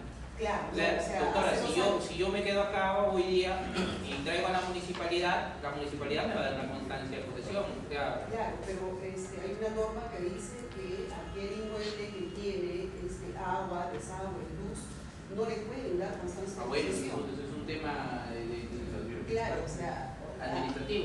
Claro, ahí adentro había un tema administrativo. O sea, había una coima seguramente para ese documento. Lo que le dicen, no, usted no es propietario, o sea, su papá tampoco no era propietario. Ya, ¿y cuánto tiempo tiene poseyendo? Ya 2 años. ¿2 años? Sí. ¿Qué piensa demandar? Yo no podría hacer ahí defensa extrajudicial de la posesión, porque ya es de conocimiento público y todo eso. ¿Qué demanda? Para eso venir, ya. ¿Qué demanda?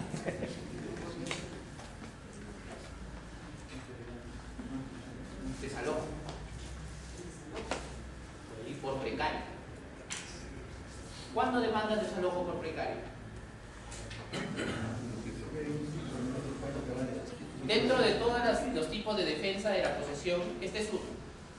Este es uno que incluso presupone que el que detenta ya es precario. ¿Ok?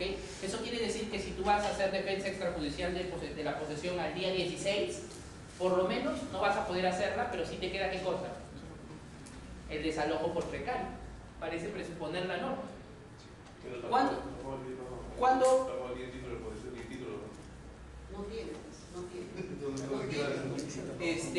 ¿Cuándo se demanda por precario, mis queridos doctores?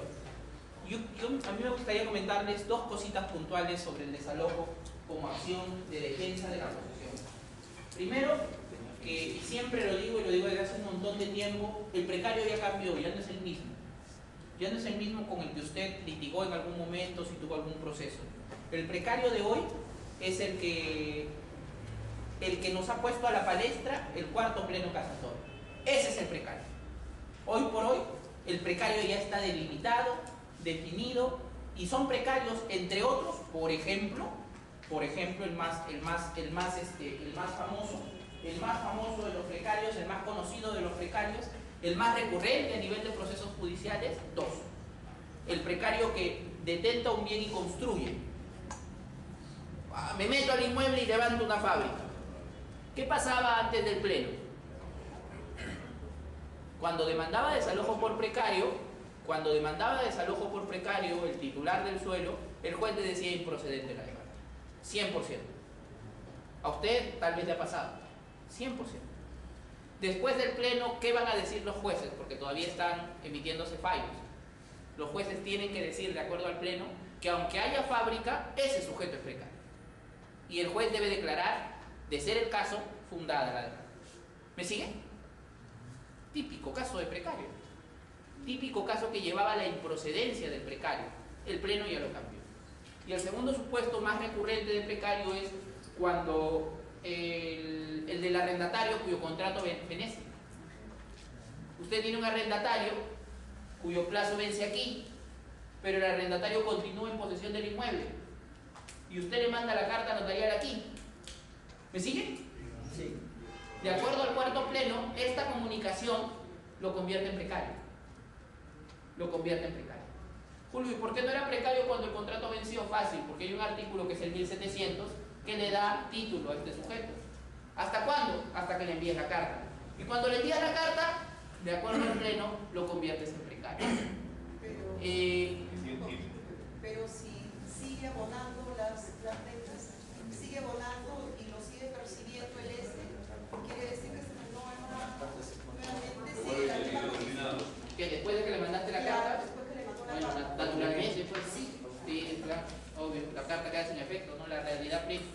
Pero lo que voy, mis queridos doctores, es, porque este es un caso bien recurrente, ¿no? Termina el contrato, se mantiene en posesión del bien, sigue pagando la renta y de pronto el propietario o arrendador dicen: hasta aquí nomás, cuñado, se acabó el contrato, quiero que te vayas, entrégame la propiedad, te doy un día, 2 días, te mando una notarial y así. En ese momento, dice la Corte, te conviertes en precario. Yo creo que te conviertes en precario, también. Pero lo que discrepo es en lo siguiente: yo no creo que el desalojo por precario sea la única salida en ese caso. Porque estoy completamente seguro que si alguien ha litigado en esos temas, fácil me podría decir que en un caso como el que acabo de contar, ha demandado no desalojo por precario, sino desalojo por vencimiento de contrato. ¿Quién no ha demandado desalojo por vencimiento de contrato?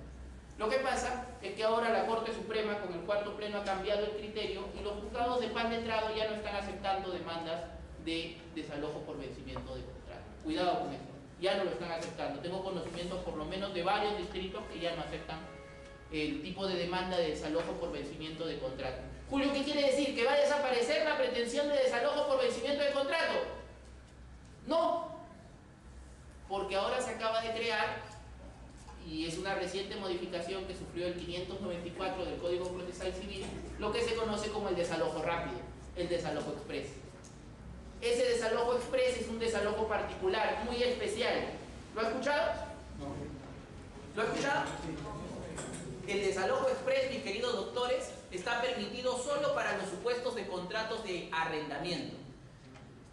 ¿Y qué dice el desalojo express? Muy sencillo, que si el arrendatario no paga los 2 meses y medio o vence su contrato, usted lo puede demandar en una vía especial, ya no la del sumarísimo. Una vía que, de acuerdo al flujograma de este proceso, es demanda, contestación en 6 días, y si no contesta la demanda pronunciándose sobre el vencimiento o el pago, a los 15 se le lanza. Así. Le acabo de decir lo que dice la ley. Doctor, ¿y cómo llego a esto? Primero tienes que tener un contrato de arrendamiento.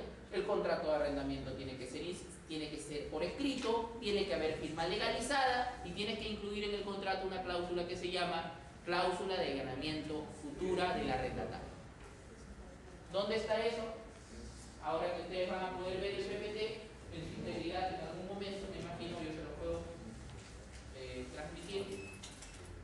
Es esta ley, la ley 30.201. Nuestro legislador, la verdad, es bien particular, ¿ya? Porque la ley 30.201 no crea el desalojo express en su título.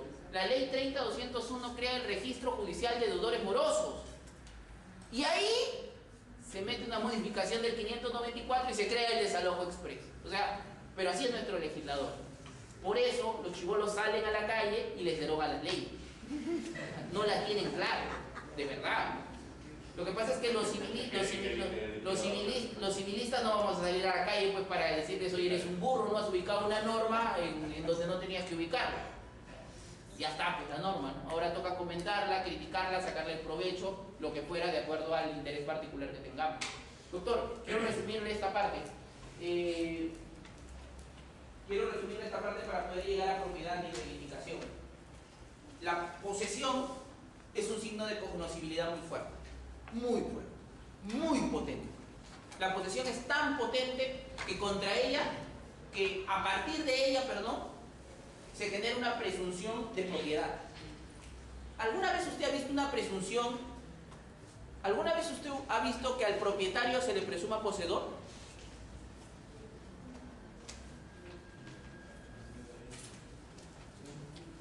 ¿Qué es lo normal? Que al poseedor se le presuma propietario, bueno, porque el que posee tú lo ves. ¿Cómo lo ves? Lo presume propietario. ¿Puede creerme usted que el legislador sacó una norma donde dice de que al propietario se le presume poseedor?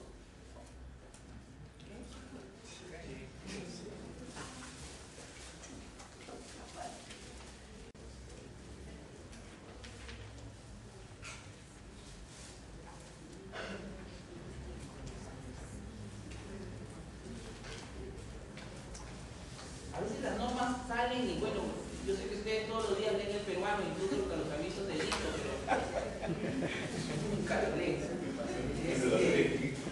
Jamás lo leen.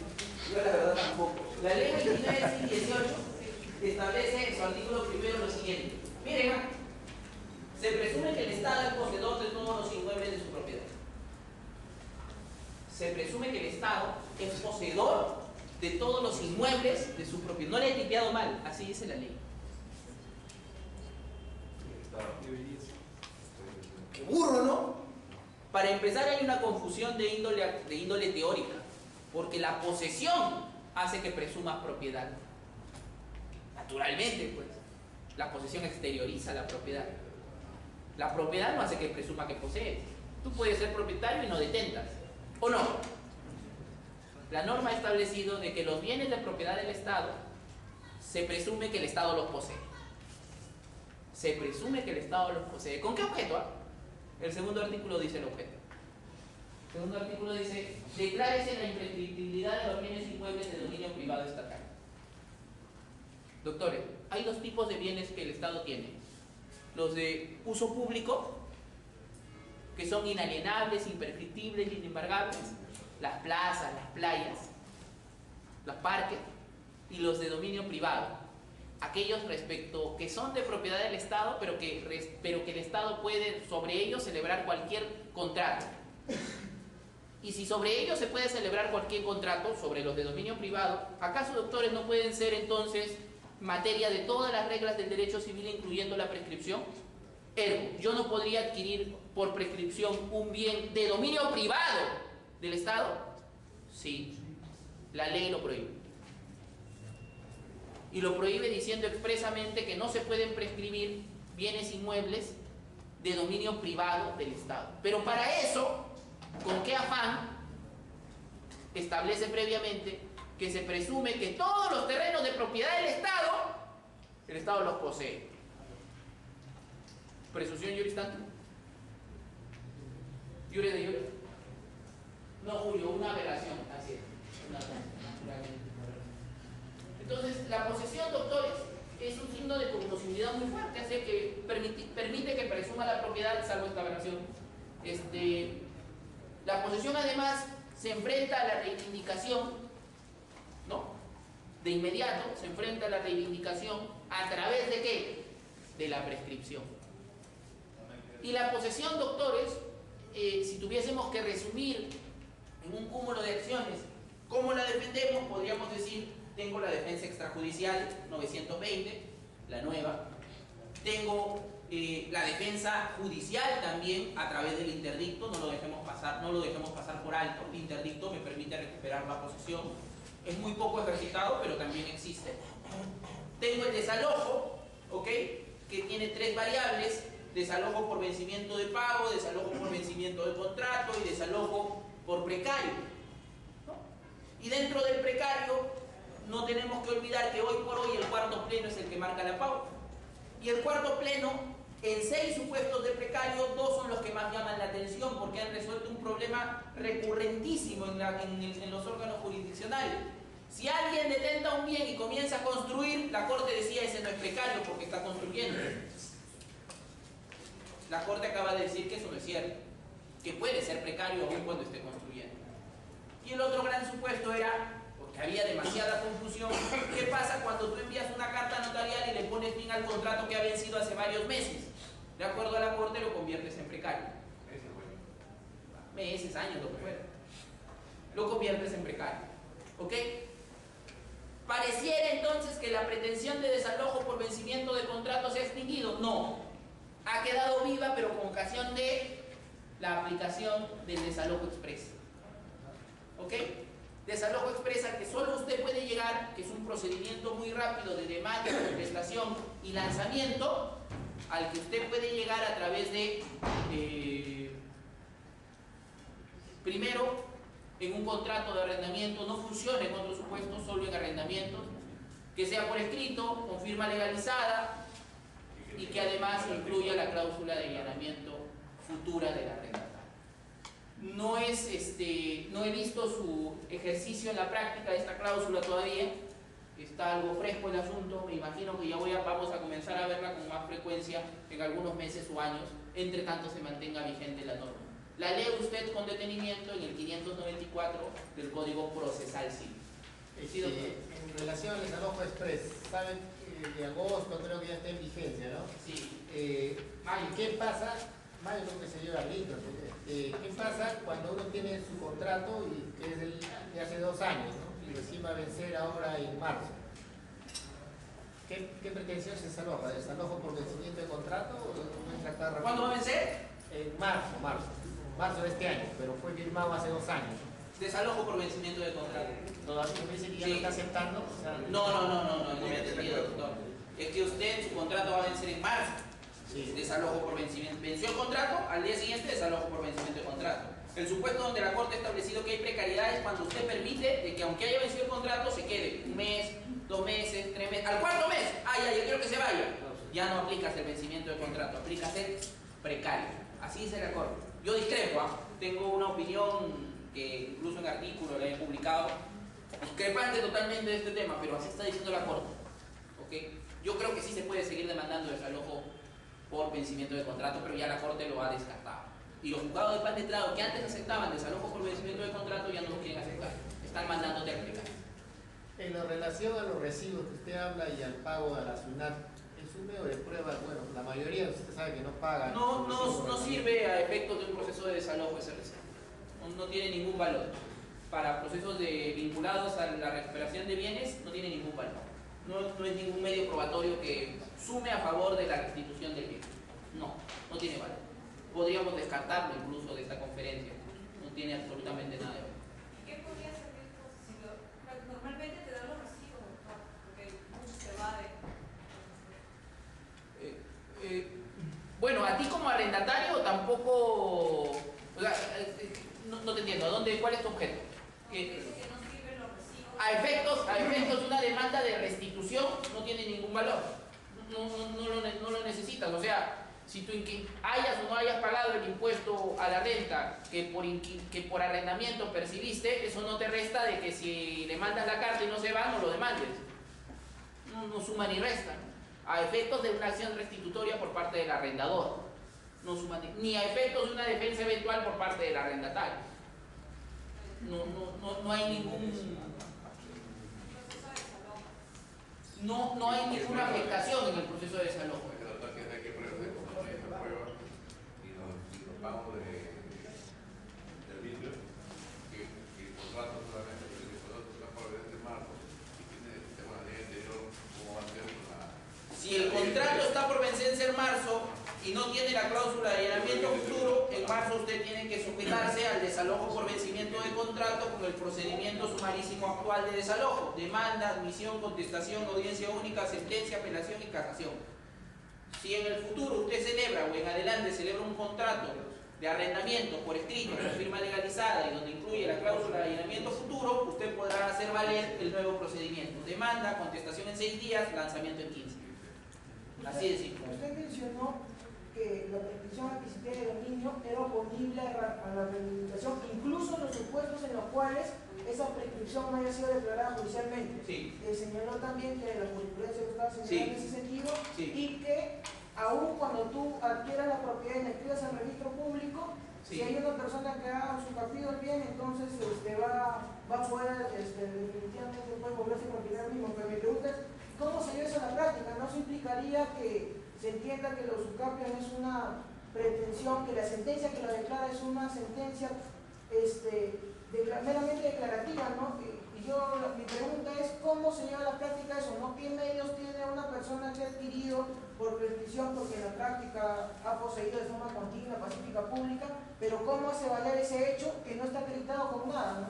¿Cómo es que esa persona puede adquirir una propiedad respecto de una que ha adquirido y que ha inscrito su derecho en el registro? ¿Cómo se da eso? Mira, tu pregunta es además válida porque fue el punto de partida para el cuarto pleno. El cuarto pleno aparece por un caso que viene así: en Ucayali, unos hermanos con derecho inscrito en el registro pretenden demandar a unos supuestos invasores que también eran familia, pero que para ellos detentaban sin título. Y los invasores dicen, los demandados, los demandados dicen: nosotros tenemos 40 años de posesión. Y ahí empieza tu problema. Y ahí empieza el problema. Tenemos 40 años de posesión, pero nunca hemos demandado desalojo por prescripción adquisitiva. Así lo dijeron, ¿eh? Y la Corte Suprema llevó eso al Pleno. Y la respuesta que ha dado la Corte Suprema a este supuesto, que también es muy recurrente, querido doctor, es que sí es posible demandar desalojo a alguien que supuestamente afirmó tener posesión tantos años y no tener título, y no tener sentencia que lo declare. ¿Y cómo resuelves? La Corte Suprema no llega a una respuesta concreta. Dice lo siguiente: si el demandado tiene documentos de prueba que a convicción del juez le permitan creer que puede adquirir por prescripción, la demanda de desalojo es infundada. Pero si al criterio del juez los documentos que presenta el demandado no le causan convicción sobre haber o no haber adquirido por prescripción, entonces la demanda es fundada. Así lo ha dicho. Ahora la pregunta es, y yo también me la hago, doctor, ¿qué documentos en un proceso de desalojo y bajo qué criterios se le va a permitir al juez tener convicción o no de si hay o no hay prescripción, estando aquí en ese caso concreto no hay sentencia? Complicado. Para mí el tema no se ha resuelto, ha quedado en problema. Doctor, si yo tuviese un sujeto que detenta un inmueble desde hace muchos años, yo no me arriesgaría. Yo me arriesgaría en principio con el pleno hoy, me arriesgaría de mandarlo desalojo por precario. ¿Por qué? Porque como no tiene sentencia que lo declare propietario, le puede ser muy complicado tratar de acreditar que adquirió por prescripción. ¿Y voy a ganar el desalojo?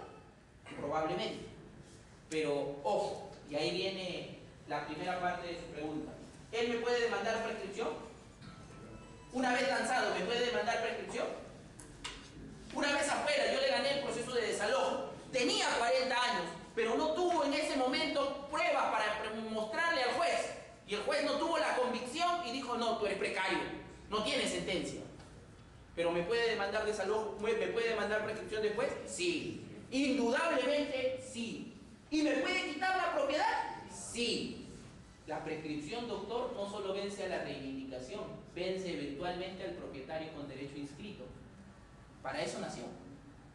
950 y 952. ¿Qué dice el 952?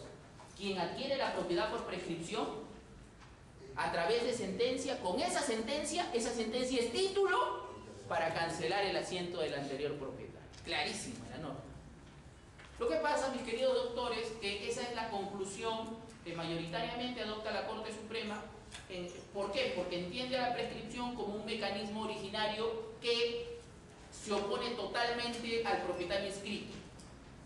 Considera de que el propietario inscrito se despreocupó, olvidó su propiedad y premia a quien la detentó para usarla, disfrutarla y comportarse como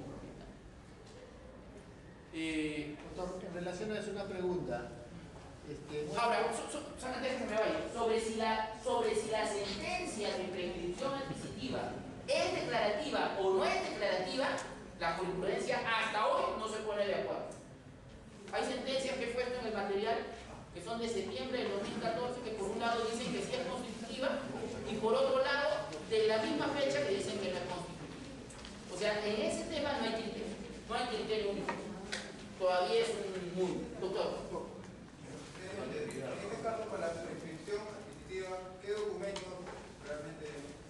Bueno, básicamente los documentos que te permiten acreditar que tú has adquirido por prescripción, son aquellos en los que puedes demostrar que te comportas como propietario. Pagar la luz, pagar el agua, pagar los prediales. Y ojo, no tienen que estar a tu nombre. Yo soy un creyente de que no tienen que estar a tu nombre. Puede estar a nombre, más bien es probable que tenga nombre del otro. Pero doctor, ¿y cómo saben que el otro no lo ha pagado? Porque tú tienes los recibos. Tú tienes los vouchers. Y más bien, yo si fuera juez, me llamaría la atención que todo esté a tu nombre. Chuma, ¿cómo has hecho para que todo esté a tu nombre? O sea, a mí me llamaría la atención. Doctor. Una consulta.